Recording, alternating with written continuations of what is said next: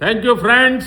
कल देर रात ভারতে চলমান ছাত্র আন্দোলনের উত্তপ্ত রাজনৈতিক আবহে হঠাৎই একটি ভিডিও বার্তা প্রকাশ করেছেন প্রধানমন্ত্রী নরেন্দ্র মোদী।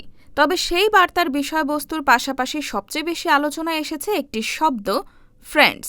কিন্তু প্রশ্ন হলো, এই সময় মোদী কেন তার ভিডিওতে ফ্রেন্ডস সম্বোধন ব্যবহার করলেন?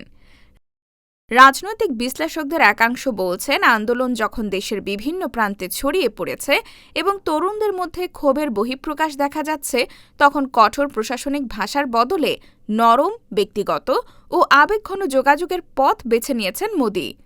বন্ধু সম্বোধনের মাধ্যমে তিনি নিজেকে একজন শাসক নয়, বরং সাধারণ মানুষের কাছের একজন হিসেবে তুলে ধরার চেষ্টা করেছেন।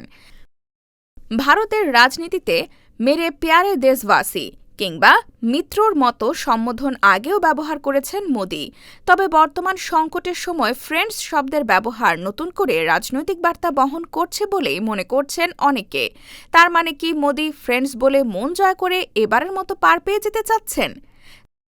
তাই অন্যদিকে বিরোধী শিবিরের দাবি, শুধু সম্বোধন বদলালেই বাস্তব পরিস্থিতির পরিবর্তন হবে না।